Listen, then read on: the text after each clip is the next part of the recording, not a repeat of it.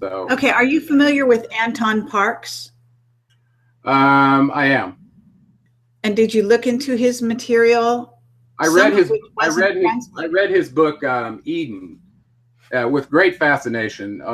In particular, that the tablets that he had come across were Enlilite tablets, meaning they were from one of Enlil's. I think they were from Nibiru, as a matter of fact. That's what was so interesting to me, because Nibiru was the Anunnaki mission control center for their original setup to go back and forth with ore.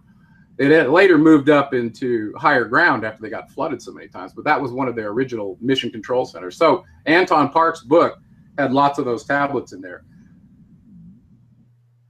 There was good in that book, but there was also some stuff I did not agree with. So we'll just say that. Okay. Not to get too much into that, but I am curious. You were able to read that book. I think he has quite a bit of other material, and I'm actually very fascinated by his work. And I don't know if he speaks English. I've tried to get contact him for an interview. I know that Jerry Zeitlin, I believe is his name, was a translator. Did you ever get in touch with him, or did you ever look at his translations? Oh, I looked at all the translations. As a matter of fact, I went so far as to download all the Sumerian cuneiform uniform codes. I have them all. I have all the dictionaries. And I've actually done videos showing people how you can read Sumerian cuneiform. You don't have to leave this to Anton Parks or anyone else. If you're patient, you can do it. And you don't have to do the whole thing. Maybe there's just a particular flood tablet that you're focused on to find out that, could it have been that the Bible borrowed the flood story and the Genesis story from the Sumerians, which wrote their documents thousands of years prior to the Bible? Could that be the case? You could go in a very limited sense in short time. You can read it for yourself, because some people, and I was one of them, was at a place I cannot believe that we were lied to this extent, such that I have to basically become a translator, a linguist, in order to find out the truth. That's kind of the position they put us in, right? Right. But I was willing to go to that. Along those lines, let me ask you, have you been to the Middle East? I've been to, I actually, the closest I got was to Turkey. So I actually didn't go to Saudi Arabia. I have not been to Iraq, but I have been to Turkey. Okay. So, and you haven't been to Egypt? Not yet. When are we going? Absolutely. I would love to go to Egypt. I've studied it virtually, remotely. Well, I've already taken one group there. I'd be happy to take you there, and maybe get a bunch of other speakers on board. I've been dying to go back. Really? Because there's just, it's endlessly fascinating. Egypt is just, over the top. But there's more. It was so fascinating to me because when in the Atrahasis tablet, Enki drew lots, and everything that happened in Africa was under essentially him and his kinship, right? So, it shouldn't be a surprise that Marduk, who originally was up in Babylon, after everything went badly for him, he ended up coming down to establish the Nubian kingdom. So he was down in Africa, right? And his brother Thoth was there as well. And ultimately, they didn't see eye to eye in terms of how the calendar was being used to corroborate whose turn it was to rule, right? That's what the zodiacal house was used for, is to delineate who's going to be in charge on the Anunnaki Council. And that's when they had the big council changes. So you asked me where this goes as we fast forward. Well, guess what? We just entered a new zodiacal house. So you should expect to see all kinds of clamoring for power and change of guard on the Anunnaki Council. That's exactly what we're seeing. Exactly. Yeah. So, this idea of a new world order showing up coincident when we're changing over a zodiacal house, there's no coincidence. So, in other words, going from Pisces to Aquarius. Right. Yes. So I was looking back over the zodiacal houses and who was in charge, trying to look for patterns when I was doing my research. And I found out that they seemed to try to go from an Enlilite to an Enkiite to an Enlilite. So they were trading families to decide who was going to be on this council. And they didn't do it every time. Like I said, Marduk took over the council in 2000 BC. Well, that was in the middle of, it wasn't quite at the beginning of a zodiacal house, right? So what was he doing? So that, they had the rules, but they also were very, very forceful beings, and when their will was determined, it was almost unchangeable. You know, whether it came to destruction or creation, it was quite amazing. And they built some fantastic structures for us to see here today. Everything from ziggurat temples to the Giza complex that Thoth in his documents says he built. You know, I can't even believe what's going on in Egyptology, where they're still fishing around trying to determine the age of these things when Thoth tells you what it is in his documents. You know, and I actually did a non-equivalence house zodiacal wheel that went backwards 2 times to the age of Leo to see if it corresponded with what he wrote. And it turns out it was exactly what he wrote. About 34,000 years ago was when he actually built the main Giza, the 3 main pyramids. And all the other stuff came much later, much later. So he says this in his documents, and I published this. I know it's going to cause a lot of ire, because even moving it from, you know, Zoser supposedly building the pyramids up to 10,000 BC, you know, when like the modern researchers looking at the Russian are saying. So it's actually much older than that, in my opinion. So Egypt's very fascinating. Yeah, I agree. So where did you write about that, in Mercury Rising, or where? Well, in the Mercury Rising book. So the first book, I laid out the God table, said here's who all the Anunnaki were. Here's what they did to enslave us. Here's this new world order that the one faction wants to set up. The other one doesn't want that. They want a new Atlantis.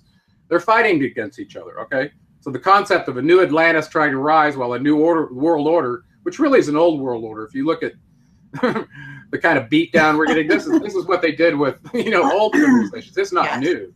So that's happening simultaneously. And at the same time, you know, we're caught in the middle of it as pawns trying to figure out what role we play.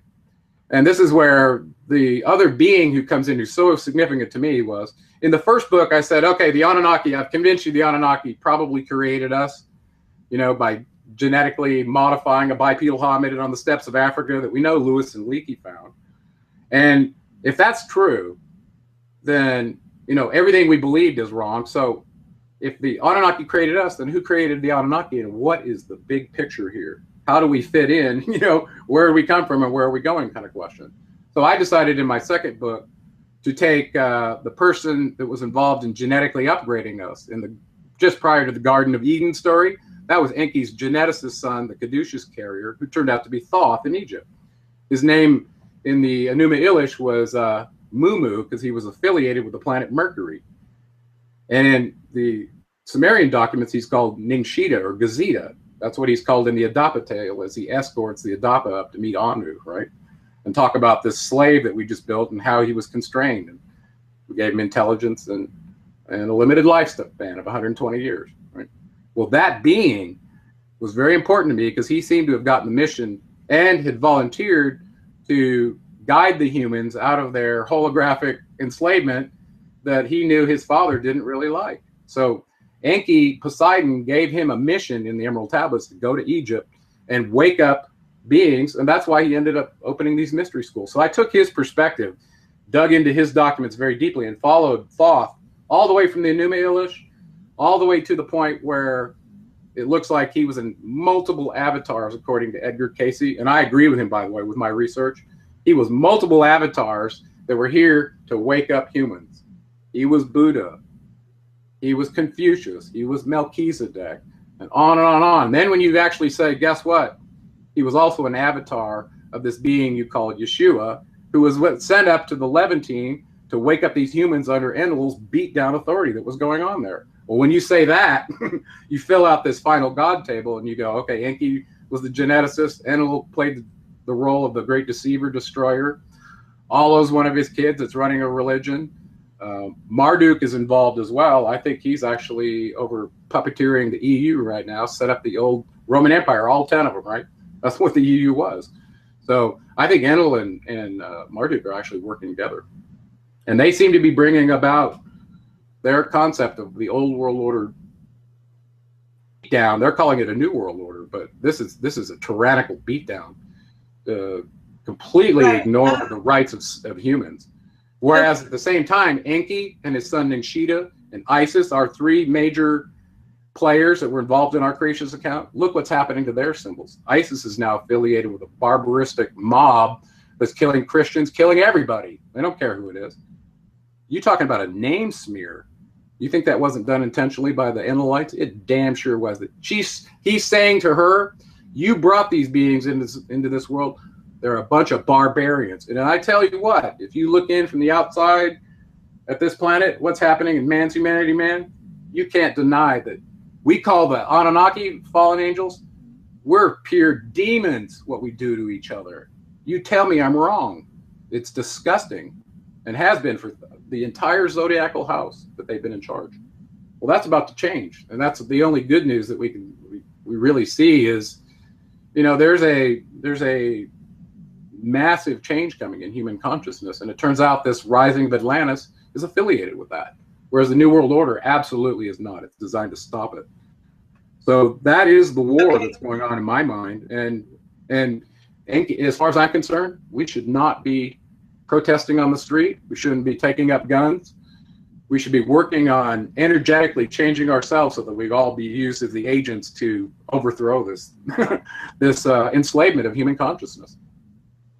Absolutely. Okay, so I want to ask you how Nibiru factors in here, and whether you think that there is such a thing as, you know, Planet X, a return of Nibiru. Have you thought about that? And actually, I think you have, because you wrote like a small book. Mm-hmm. I think I saw it. I didn't get all the way through it. It's just like a little. I just did a video on it on the Leak Project a couple of days ago. So I walked through the document because I know there's math in there, and that means you got to read. And okay, but I just did do that. So how does Nibiru fit into this? In the Enuma Elish, which is also a clay tablet that's on display in a museum that you can go see. This is the Anunnaki's creation account of how our solar system came into being. And they tell it kind of as a blow by blow, almost like it's a sporting event where they treat it as an allegory of a battle of these billiard balls of planets that are bumping into each other in space. That's how they describe it. And they've affiliated their names with some of them to kind of make them the character that participated in that story. Okay, it's very complicated, by the way. And I broke it down in my first book and my second one. Okay, and I told it a little different way in the second book than I did in the first one. But I do the blow by blow, but I also give you the big picture. The bottom line is they believe their little planetary complex that included multiple planets was trapped into our solar system by some event. They didn't describe exactly what that was. I believe it was the galactic ecliptic causing perturbations in their orbit that caused us come just too close where they got caught as a binary star with our sun. That's my opinion. So they describe this account where they get caught into our sun's orbit in a very long elliptical orbit. They have some collisions. One of their satellites of the planet Nibiru, which they, in the account that we have from the old Babylonian version, their planet is called Marduk, because Marduk affiliated himself with that planet because he believed he was going to be the king of Nibiru someday. He had pretty high aspirations. Well, we have older documents to show, including in the Colburn Bible, that the name of the planet is Nibiru. Okay, so a lot of different names. Planet X. Some people are trying to demote Pluto and rename the new planet Planet 9. All these different shenanigans. Okay, the fact is, the Anunnaki described their planet as getting caught in a retrograde orbit in our solar system, taking approximately 3,600 years. They call it a Shar. They use that numbering system to delineate the rulership for all their kings in the first Sumerian kings list, and you'll see that. And it even shows up in the Atrahasis. In the very first tablet, it talks about the Igigi were working in the mines for an entire Shar before they revolted. Okay, so I just went through this document recently and said, no, okay, so the Sumerians said it was real. Some people have affiliated it. If you read further on, even from the Epic of Gilgamesh, that there was a flood account that they have affiliated with the passage of their planet near our sun, causing magnetic effects and floods. And so I said, okay, well, maybe that's true. If you go to Critias's account, when he speaks with Plato, he goes, Solon discusses going to the city of Sais in Egypt, getting access to a priest there that tells him about the history of Atlantis and that there were multiple major floods, meaning most of the surface of the planet got flooded. And lots of minor ones too. So which one do you want to talk about? So we call Noah's flood as if there was only one flood. And most of us believe that that happened approximately at the end of the last ice age, about 12,000 years ago. So where do we want to go with that? Did I answer your question?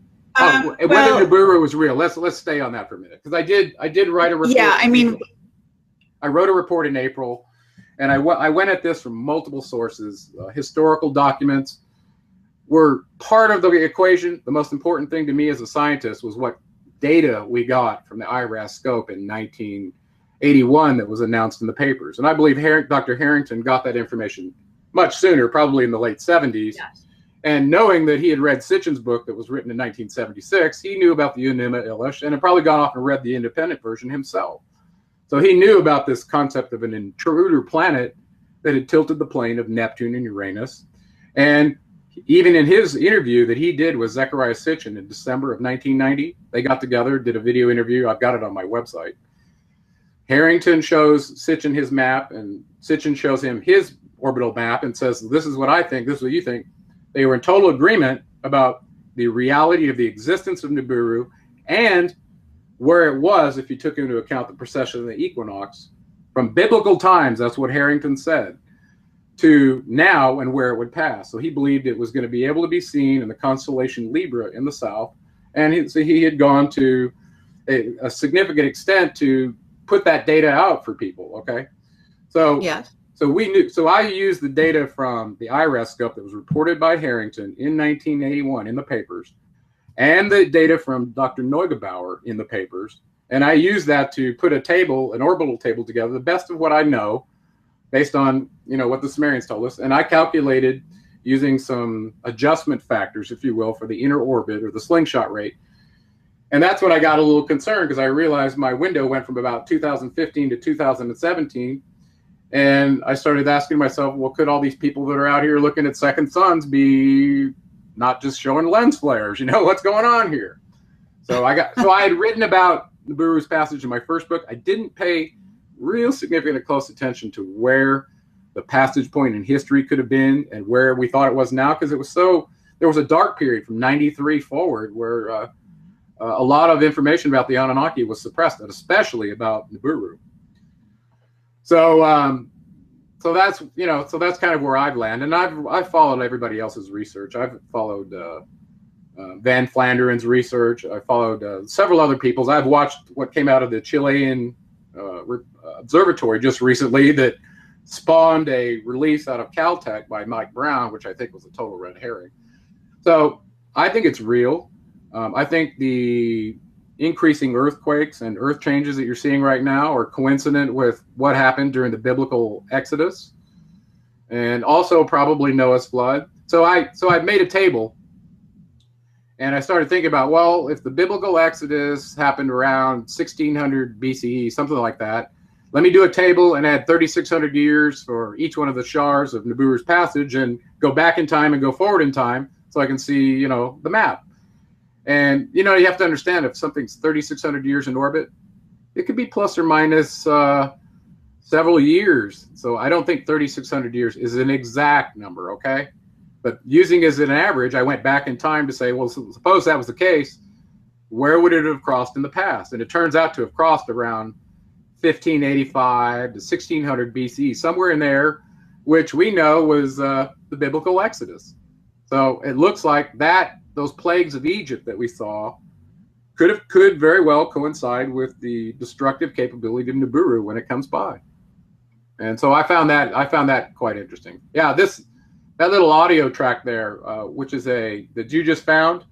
Yes. At the bottom of that tab, I want everybody to listen to that anonymous message from Enki. I got it a long time ago, and I turned it into an audio file.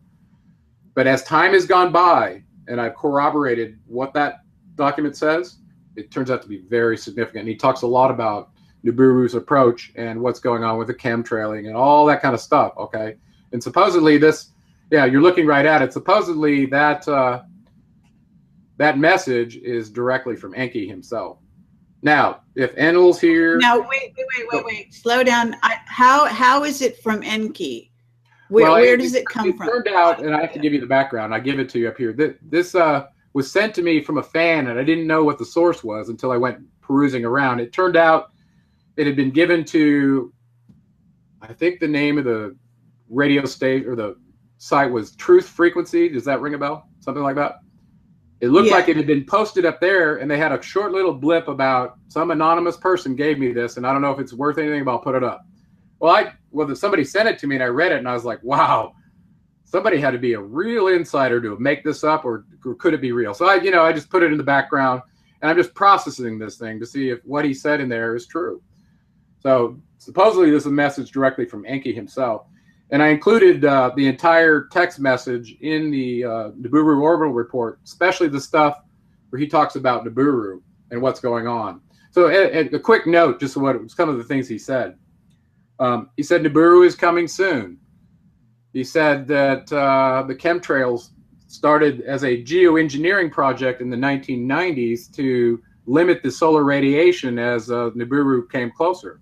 Because he knew that holes would be opened up into our, I don't know, electromagnetic shield, if you will, and we wouldn't be as protected from CMEs and so on and so forth. So he describes this in this document. Well, it turns out we just found out that in the 90s is when the geoengineering started with the chemtrailing. So a lot of corroboration turns out to show up in this document. So that's why I waited to really make a deal out of it until I'd had a chance to. Okay, so what this is then, I take it is, and I think I might have heard this already, this is a guy who thinks he is Enki, or he's downloading Enki, right? No, they didn't say. They didn't say. It wasn't a channeled message. It just specifically said it's an anonymous message that I want you to put out. And here are the rules. Just don't change any of it. It wasn't a channeling, according to the being that gave it to him. Okay. So I found that kind of interesting. Not that there's anything wrong with channeling. Okay, I'm not. No, I hear you, but yeah, what one person's channeler is another person's. Right. So anyway, I didn't spend a lot of time on it in my document. I put it there as background information that if any of it corroborates with your knowing, like some of mine. For instance, there was one part of it where Enki is describing when the Adapa went up to meet Anu, his father, to essentially show Anu what this primitive worker looked like. And he had given him a constraint tablet to say, what I designed here. Here's his genetics, right? Here's what I did. And he had coordinated with this Adapa, or the biblical Adam, to go up and cower before Anu, not take the food or the drink that he offered him, and only to wear mourning garb and to go up showing up disheveled looking. This is in the account. And in this message, Enki says, no, you did that before. Do not cower before Anu anymore. He's talking about a relationship with the being he created with his father. It's like, whoa, this is really esoteric, deep stuff, you know? You had to be, so when you look at it, somebody was able to take his perspective, Enki's perspective, and write this document. Now, whether it was an insider or it's false information, I can't say. But I can tell you internally, whenever I read something that's true for me, maybe not all of it, I go into corroboration mode and I look for physical evidence to say, well, is that the case? Because I like to go the second mile. And that anonymous message was very influential to me. I actually think it's true. And I think it is from Enki himself.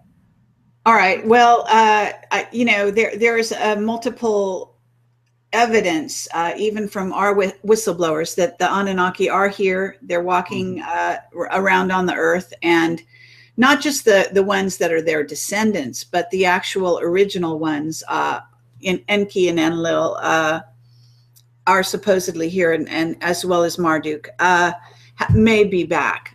Marduk having been, I believe, exiled to Mars for a long time. Yeah, well, I think they come and go, but the main party that's been here since they showed up has never left permanently. They've always left a presence here. So everybody's talking about the Anunnaki coming back. Guess what? They never left. They never left. In essence, that appears to be. Some of them did. I agree with you. Some of them were sent into exile, and some of them were killed and had to rejuvenate their bodies and all that, and they truly could do this. So it's mind blowing. But yeah. Okay, so at this point, we've been going for a while, actually, and this is the point in which I ask for questions from the audience. So are you up for a couple of questions from the audience at this point? Yeah, I'm probably not at a place where I want to do any wild ass guesses or anything like that. So if it's stuff that I've written about that I talk about, I definitely field it. I'll do the best I can. Okay. Okay, so we'll take some questions. If you want to ask questions, put them in all caps at this moment, because this the chat has been going on for a while. So rather than try to go back over what's already here, I can see one question right off the bat. Who are the Russians with is the question. I'm not sure if that's the way they're framing it is making sense, but go ahead. Well, in my second book, I talked about the relationship of the United States with Russia in World War I and World War II, which was quite interesting. We were on the same side. Then we ended up in the Cold War, where it looks like the Russians were the demons and they were the communists. And, you know, I served in the military. And when I was in the military as a helicopter pilot, I mean, it was rah, rah, let's kill a commie for mommy. You know, that's how we were trained. And we even trained against Russian tactics and equipment. So they were just demonized, right? So what's going on in Russia now? Well, it's very, very interesting. I believe, and I said this based on Paul Hellier's discussion of the two tall whites that are at Indian Springs in Nevada. I truly believe that based on the symbols and what happened after World War II, you can go look at the missile program in my second book. They're named after the Anunnaki gods from Greece, right? There's the Zeus and the Titan this. And so the Anunnaki that were behind World War II, and representing America actually landed back in America. So I believe since about 1950 or so that Enlil and his cohorts have been running the United States. Okay, so we'll just pin that one down. The sign of the eagle is Enlil's. You got it? He's the Lord of the air. Now, if you look at the trident symbol, this was Poseidon's symbol, right? What symbol was on the Ukrainian flag before they were just overrun by a outside sponsored coup that overthrew the rulers in Kiev? What was that symbol? It was the trident. Enki's territory seems to have included the area over, and you know, they changed too. They seem to change, but I believe Enki is completely behind the Russian Empire right now, opposing the United States Empire that Enlil has control of. So Enlil and his brother have the two most powerful nations bid against each other, essentially. I believe that's what's going on. And I believe that remnants of Enlil's clan are working with America and Europe, and remnants of Enki's clan are working with the alliances behind Russia, whether it's India and China or wherever. And I have to say, if you remember the Titans and the Olympians in Greece, they had a war, right? And the Olympians won and the Titans were put in this terrible underground prison, right? Well, if you go back and realize that the Atlanteans were the Titans and that Zeus beat his brother Poseidon in a war. And that's why you haven't seen your benefactor Prometheus, Enki, in the scenes while humans have been used as pawns and just pretty much eliminated. And it's accelerating. I mean, the death rate, I think, is going to accelerate even more. So I believe if you look at their symbols and their logos, you can find out what countries they're puppeteering. And they may not stay there forever, but if you read the Iliad from Homer, you realize that those Greek gods were getting involved, taking over bodies, having this particular hero go smite that one. They were absolutely involved in the battle in intricate details. Yes, but there's also an interesting significance between the taking down of Greece right now and actually the Greek gods and the Romans. It's United States is always depicted as Rome. Mm-hmm. Well, they were the same. They were the same gods. The Greek pantheon, okay, of 12 was the Anunnaki Council of Samaria. Where do you think that 12 came from? It came from them. The Olympian Council was mostly composed of Enlilites by the time that happened. Turns out that Hermes on the council was none other than Thoth. But Poseidon is one of the most significant gods of Greece. Well, indeed, he was the most significant to Solon because he was the one who set up this amazing civilization of Atlantis. He was the god of Atlantis, right? Yeah. He had the only temple there. So Poseidon was the Enki. He was our genetic creator. Factor significantly in also in Malta and that area of the world. I can guarantee you that. Yeah, I saw that you've got a trip planned over that way. But yeah, everything that happened in the Atlantic or the Oceanic League, if you will, that Atlantis was the headquarters of, involved Enki and his offspring. And, you know, he had lots of kids there, too, if you look at the account. If you read the Critias from Plato, there were lots of kids. He had 10 kids with the woman that he found on the island there in the first of the story. And she was a normal human. So all these children were demigods, including Atlas, his first son, and the first king there. So. Okay. Yeah, I mean, it's interesting. You know, I'm not sure about all of it because as it happened, we know that Atlantis actually, well, it was hit by a meteor that was actually aimed at it, from my understanding, and demolished a good part of it. And it actually was hit. If you look into the work of Ashana Dean and her Voyager books, it tells a history of Atlantis, which is more than one hit over history, and that took down the gigantic island. So it wasn't just one time, and the results are still to be found in both the Atlantic and the Mediterranean, and certain other places. But it's a real mixed bag because you get other beings coming in at Atlantis, because there were many. You know, that was a spacefaring culture. And you get a lot of other what we call ETs, the blue beings, blue-skinned beings that are written about in the Mahabharata and Indian that's a very good read, by the way. The Mahabharata.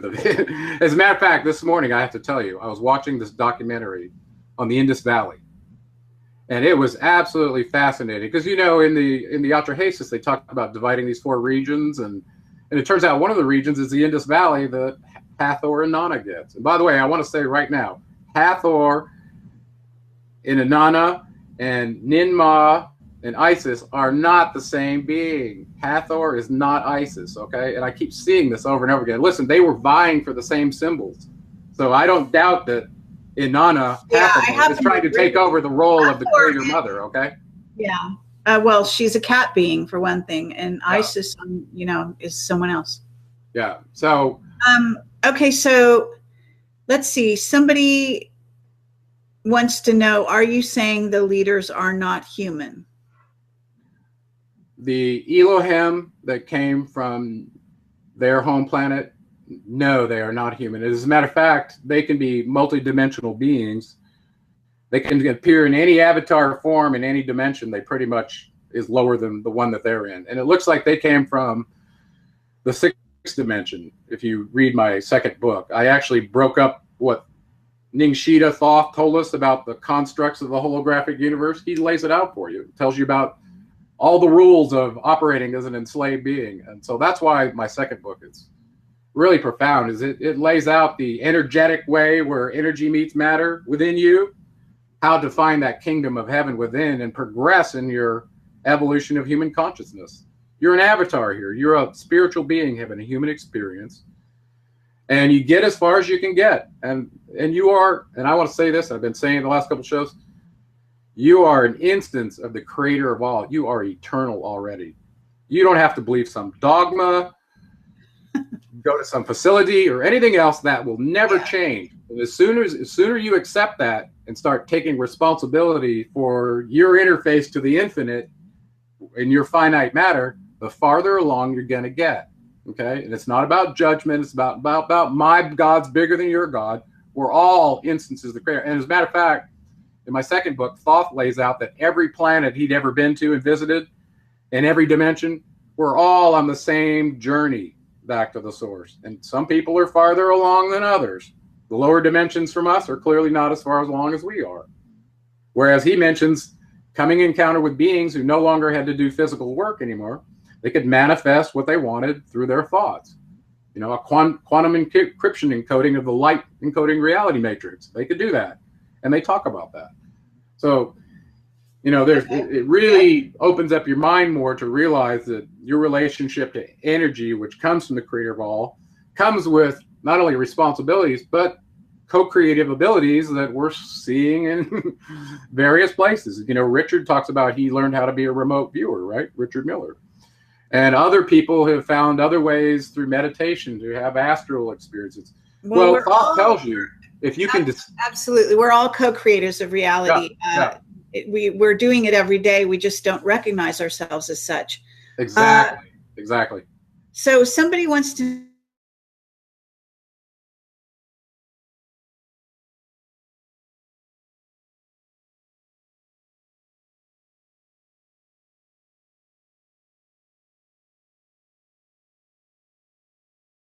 know, and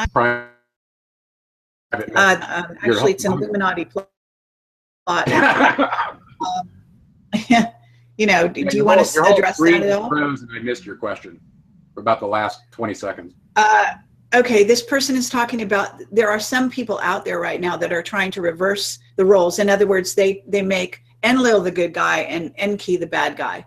It's disinfo in my view, but this is well, listen, what's going on. That's been going on since the Atrahasis. When you read the Atrahasis, okay, and then read the Genesis account, you'll realize that number one, Enki and his half sister, who was the medical officer, did all the genetic work, did all the creating work. Enlil took credit for it. Enlil showed up in the Garden of Eden as playing God, while his half brother Enki was there because it was his garden, it was his town, it was a Ridu. Okay, tells the beings, hey, you eat that plant, you'll surely die. Well, Enki tells him, no, you'll have the consciousness that we have, right? So this is symbolic of this very beginning battle between the evolution of consciousness for the slaves. That Enlil only wanted slaves. He didn't even want meat at all. He wanted tools, which, you know, there's a lot to be said for that. And I talk about that in my second book. Why not use tools instead of biological beings to do your mining? Okay, so that kind of stuff came up. And I lost my train of thought. I wasn't sure. Tell me the question one more time. You actually answered it. So let's move on. Okay. What can you say about the land? This is the last question, and then we're going to let you go. What can you say about the land of Lemuria? I looked into it. Yeah, I actually looked into that landmass and the history of those people when I was going to write a book called Kahuna Writes. This was one of my very first books, where I had learned about these Polynesians that had migrated to Hawaii because I was living there, right? And they had brought some really, really neat traditions, some of which crossed over into the field of structural integration because they had particular warriors who supposedly could leap from precipices and defy gravity, these guys, right? And their secret to it all was getting extremely flexible. They would go through this massage ritual where they would get all the kinks out of their body and they would turn into these like ninja warriors, right?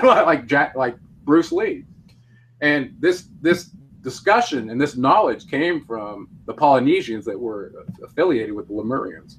So they believed that the land of Mu was a landmass before one of the big floods came and connected the beings there with those who were part of Atlantis as part of this oceanic lead. So I think it was probably flooded. Probably some of the volcanic activity was going on the islands, forced the other Polynesians that were there to leave. And they, you know, migrated, and some of them are still in Hawaii. So some of their cultures and their traditions are still in the Hawaiian area. And I'm sure if you go to Tonga or some of these other Polynesian islands, you can still get more information on these ancient peoples that I believe were remnants of Atlantis.